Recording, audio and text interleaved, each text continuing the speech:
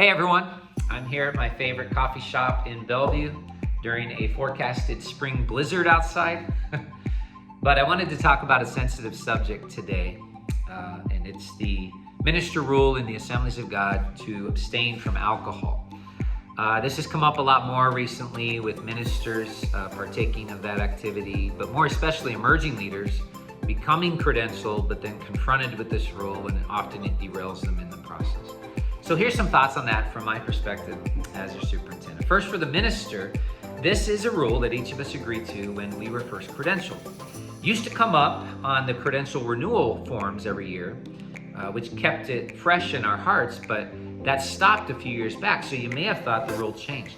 It has not. That is still our standard. So if you're a minister and you are drinking alcohol, I encourage you to stop that behavior to honor the Lord. If you're an emerging leader and you're wrestling through whether you want to submit to that rule, maybe that's a big change in your life. It's really about what you hear God speaking to you. If God is calling you to be an Assemblies of God minister, then He's calling you to submit to that rule. He can call you to a level that's higher than other people around you because that's a sacrifice. And anytime there's a calling with a sacrifice, it's not a burden, it's a blessing, because it's our act of worship for the high calling He has on our lives. So I encourage us all to joyfully submit to that rule as unto the Lord. Now, is it right scripturally? So I do see in the Bible where it tells us, do not be drunk. I also see where it says a little wine is good for the stomach. So people debate that quite a bit. For me personally, I think about the experiences in my life. So many friends and family members from where I grew up in Glenwood, Iowa, whose lives have been destroyed by this, that it just seems like too big a risk. In fact, I had a really good friend who went to my youth group, Sporino, back in the day with Pastor Rick Lorimer in Bellevue, and he gave his life to the Lord. We were on that same discipleship journey for about 3 years together. But then he started drinking, which was a big issue in his family, and it derailed him. And now he's got significant health issues. He's not in his right mind, and it's just so sad to see. So for me, it's just not worth it. Now, as far as the Assemblies of God position, we do have a position paper which does not condone drinking alcohol and encourages us to teach people to abstain from it, which is why it's the example of our ministers' behavior. But it's a position paper, not in our statement of fundamental truths, which gives us room to wrestle through it.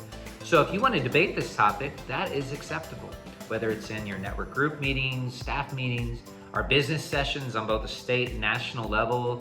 If the issue comes up and you want to speak to it, by all means do so. And don't look down on those who do, whatever their position may be. For me, the issue in that moment is how we debate, because sometimes that's worse than what we're actually debating. We always need to protect the unity of the body, love God with all, and love our neighbor as ourselves. But when I debate sometimes these sensitive subjects, I find myself getting defensive because I want my position to be heard. I hold grudges sometimes against people that I don't really like the way they treated me or spoke to me, and I treat them poorly afterwards. Or I become so competitive and vicious because I want to win. When we see that behavior active in our debating behavior, I just encourage us to stop. Because whether we're debating is right or wrong, that behavior is wrong, and that puts us outside of God's will. And so if we can debate the right way, let's certainly talk about this subject together. Hey, if you want to talk about it more with me, give me a call. Let's meet. You can meet with any of our Presbytery Vision Team members, your network group leaders, because we are not afraid to tackle the tough subjects together as a team. Hey, until next time, always walk holy, work hard, and worship Him. I'm going to finish my coffee, and I'll see you next time. God bless.